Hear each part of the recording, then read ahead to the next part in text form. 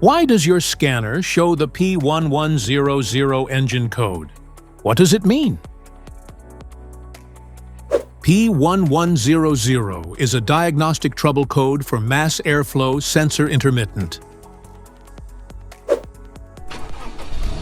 This engine code indicates that the car's computer PCM has detected a MAF sensor signal that is either too high or too low, outside of the manufacturer's programmed range. Under this circumstance, short-distance driving is permitted, but your vehicle should be repaired as soon as possible.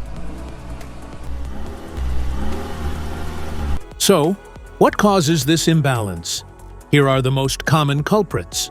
This error can be caused by these possible faults in your vehicle. Faulty or dirty MAF sensor, air leaks, wiring and connector issues, other potential causes. Each DTC code corresponds to a specific issue in your vehicle.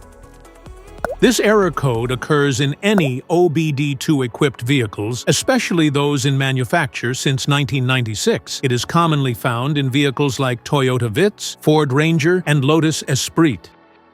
If you want to fix this error code, let us know in the comments section.